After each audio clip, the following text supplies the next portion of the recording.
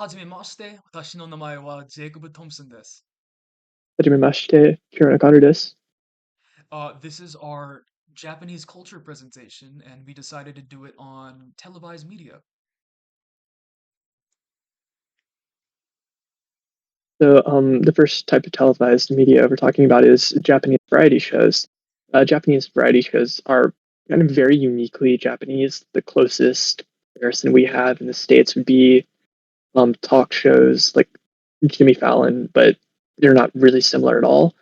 Uh, Japanese variety shows are what they sound like. They're a variety of a bunch of different kinds of shows. They tend to be very comedic and fast paced. They include things such as sketch comedies, game shows, pranks, interviews, quizzes, and musical numbers. Uh, they feature popular celebrity guests, such as like actors and idols who are advertising their idol group, or maybe a new movie coming out. Variety shows have become popular overseas, with a show like Hole in the Wall initially being Japanese until it moved to the West, being aired in America, and then Wipeout being an American show inspired by Japanese variety shows. One of the most popular variety shows is 1986's Takeshi's Castle, uh, in which a bunch of guests had to compete in various challenges, which were sometimes painful, to get to the top of the castle and face Takeshi. The second slide would be a survey of Japanese dramas.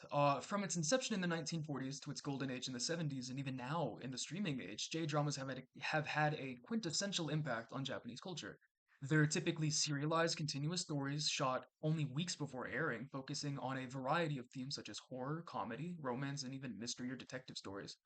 The three prominent examples I decided to pick was Hanayori Dango, Boys Over Flowers, a high school romance drama about a middle class girl in a prestigious new school who gets in the way of a gangster.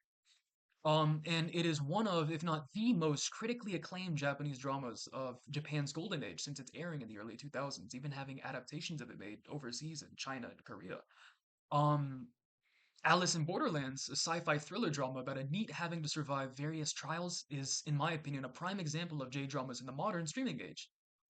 Like Hana Dongo, was based on a manga of a shared name and displays many pop culture Japanese tropes such as NEETs, alternate worlds, and a main character driven by invariable perseverance. Uh, Mai, the least known of the three dramas, but contextually the most important, was the very first J-drama ever televised following the two children of a widow waiting for her return. It was broadcast as an experiment in 1940, yet lost its airtime on NHK in the following year due to World War II, which, of course. And then the next thing we'd like to talk about is children's media. It's a very popular genre. Children's television in Japan could either be animated or live action. The shows for younger children tended to be a lot cutesier and lively, so as to keep children's attention. And then shows for an older audience tend to have a bit more mature themes, and they're very serialized instead of having a more episodic nature like an American show would. Japanese television for younger audiences also has become very popular overseas, with shows such as Dragon Ball Z and Power Rangers uh, becoming some of the most popular shows with American youth. And the media marketed towards children tends to have very marketable characters and objects as so they can sell toys.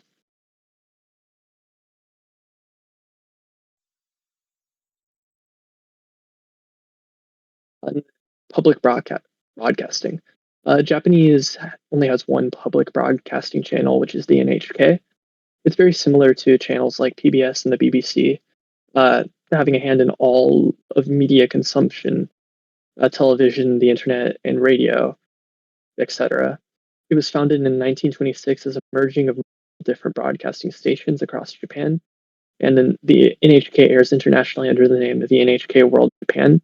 It's funded by viewers sending in donations. The NHK features various types of television, such as news, cartoons, traditional cultural showcases, food, drama, sports, documentaries, and educational programming.